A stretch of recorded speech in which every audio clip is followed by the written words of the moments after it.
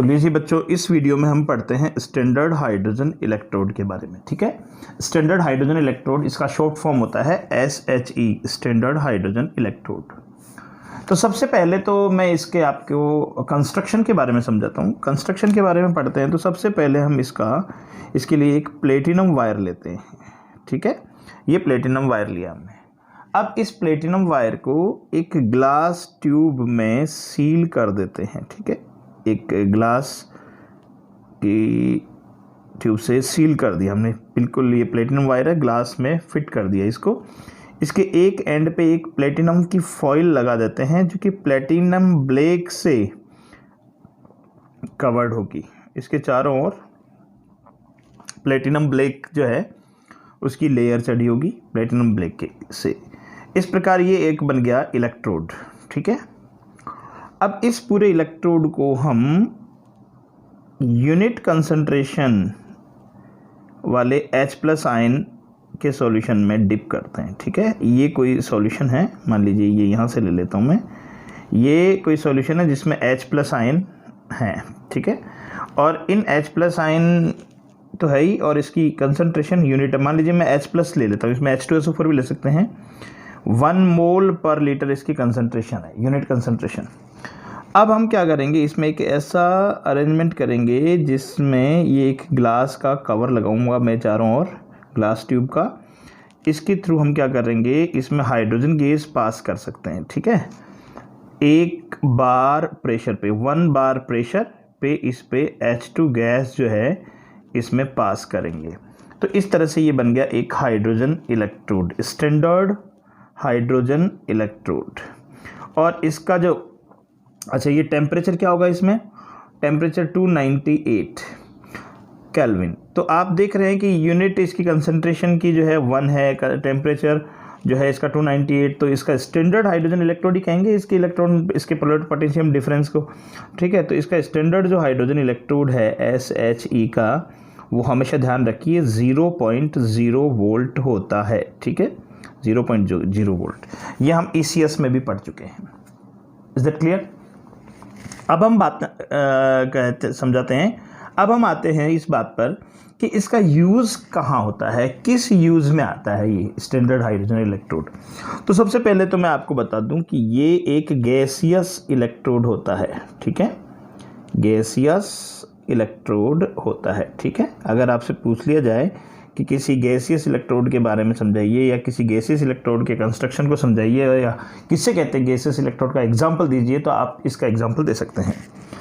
अब इसका यूज, सबसे पहले इसका यूज होता है to determine electrode potential of an unknown electrode. देखिए, इस स्टैंडर्ड हाइड्रोजन इलेक्ट्रोड की हेल्प से हम किसी भी अननोन इलेक्ट्रोड का इलेक्ट्रोड पोटेंशियल डिटरमाइन कर सकते हैं। कैसे कर सकते हैं कि किसी भी इलेक्ट्रोड का इलेक्ट्रोड पोटेंशियल, अगर आपको इलेक्ट्रोड पोटेंशियल आपको कैलकुलेट करना है तो उसको इसके साथ ऐड करके एक सेल बनाना पड़ेगा। यानी कि उनमें से एक तो कैथोड या एनोड होगा, वो जो होगा इलेक्ट्रोड अननोन, और एक इलेक्ट्रोड ये होगा। अब क्वेश्चन इज दिस कि इस हाइड्रोजन इलेक्ट्रोड को कब तो एनोड के रूप में यूज़ करेंगे और कब कैथोड के रूप में यूज़ करेंगे। ठीक है, तो इसके लिए मैं अभी एग्जांपल बताऊंगा, अब आपको तब समझ में आएगा। तो अगर मान लीजिए किसी अननोन इलेक्ट्रोड का इलेक्ट्रोड पोटेंशियल डिटरमाइन करना है, तो उसके साथ इसको जोड़कर सेल बनाना पड़ेगा, और उस सेल में अगर हाइड्रोजन को एनोड की फॉर्म में यूज़ कर रहे हैं, है ना, तो इस पर कौन सी रिएक्शन होगी ये देखना है। अगर हम इसको एनोड के रूप में यूज़ करते हैं, ठीक है, SHE is in form anode. Anode के फॉर्म में अगर इसका यूज़ करते हैं तो इसका जो रिएक्शन होगी वो होगी H2 गिव्स 2H++2 इलेक्ट्रॉन। ठीक है, ये रिएक्शन कौन सी होगी आपकी, ऑक्सीडेशन।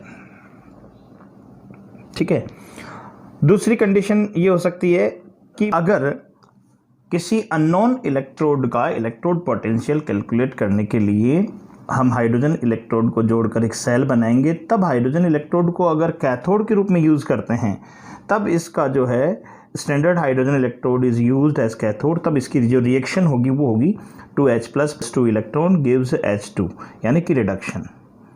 अब मैं आपको बताता हूँ कि इसका रिप्रेजेंटेशन कैसे करते हैं। तो स्टैंडर्ड हाइड्रोजन इलेक्ट्रोड को इस तरह से रिप्रेजेंट किया जाता है कि प्लेटिनम H2 गैस H+ और बीच में इनकी कंसंट्रेशन। That clear?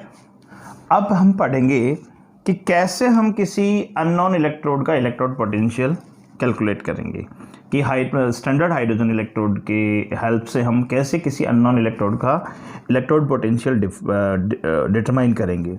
तो सबसे पहले मैं एक एग्जांपल देता हूँ, 2 एग्जांपल से मैं आपको ये पूरा एक्सप्लेन करूँगा। सबसे पहले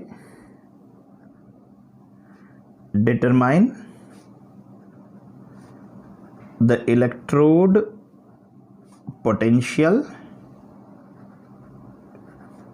ऑफ जिंक इलेक्ट्रोड। ठीक है, जिंक इलेक्ट्रोड का हमको इलेक्ट्रोड पोटेंशियल डिटरमाइन करना है सपोज। तो अब देखिए, केवल एक अकेला जिंक इलेक्ट्रोड हो तब हम उसका इलेक्ट्रोड, जैसे मैं बना देता हूँ इधर, ये मैंने बनाया जिंक इलेक्ट्रोड, ये जिंक इलेक्ट्रोड बना दिया मैंने। ठीक है, जिंक सल्फेट मैंने ले लिया इसमें सॉल्यूशन, इसमें मैंने डिप कर दिया जिंक रॉड और ये बन गया जिंक इलेक्ट्रोड, जिंक रॉड, ये बन गया जिंक इलेक्ट्रोड। अब देखिए, इस जिंक इलेक्ट्रोड का अकेला इलेक्ट्रोड का इलेक्ट्रोड पोटेंशियल आप कैसे कैलकुलेट करेंगे? Not possible. तो अकेले इलेक्ट्रोड का इलेक्ट्रोड पोटेंशियल तो हम कैलकुलेट कर नहीं सकते, तो सीधी सी बात है, इसको हम सेल बनाना पड़ेगा, हमको सेल बनाना पड़ेगा। तो सेल में एक तो ये अननोन इलेक्ट्रोड है, ये आपके पास अननोन इलेक्ट्रोड वो होता है जिसका इलेक्ट्रोड पोटेंशियल आपको पता नहीं हो। दूसरा, इसके साथ दूसरा इलेक्ट्रोड ऐसा लीजिए जो नॉन हो, नॉन का मतलब जिसका इलेक्ट्रोड पोटेंशियल आपको पता हो। तो ये नॉन इलेक्ट्रोड के रूप में हम ले लेते हैं स्टैंडर्ड हाइड्रोजन इलेक्ट्रोड को, ये है HCl, और ये स्टैंडर्ड हाइड्रोजन इलेक्ट्रोड ले लिया जो कि एक नॉन इलेक्ट्रोड है। नॉन इसलिए क्योंकि इसका इलेक्ट्रोड पोटेंशियल हमको पता है, और कितना होता है ये भी आप जानते हैं। स्टैंडर्ड हाइड्रोजन इलेक्ट्रोड जो ECS में अगर आप देखेंगे तो इसका इलेक्ट्रोड पोटेंशियल जो है 0 होता है। ठीक है, तो ये दोनों को मिलाकर मैंने ये बना दिया एक सेल, ये सेल बन गया। और इस सेल का किसी भी वोल्ट मीटर से जो है हम EMF निकाल लेंगे, EMF है, और वो आएगा 0.76 वोल्ट, फिक्स है ये इसके लिए। ठीक है, अब इस सेल से हम देखिए इलेक्ट्रोड पोटेंशियल, EMF का फॉर्मूला जो होता है किसी सेल के लिए, EMF का फॉर्मूला जो होता है, EMF यानी electromotive force of the cell, E cathode minus E anode, ये फॉर्मूला होता है। ठीक है, इक्वेशन नंबर 1। अब देखिए हमारे पास क्या क्या चीज़ें हैं। E सेल आपके पास है, ये E सेल, ठीक है, कितना है 0.76 वोल्ट। दूसरी बात, आपके पास नॉन, यानी अब क्वेश्चन इज दिस कि इसमें किसको आप एनोड मानेंगे, किसको कैथोड मानेंगे। अब यहाँ पर ये प्रॉब्लम आएगी।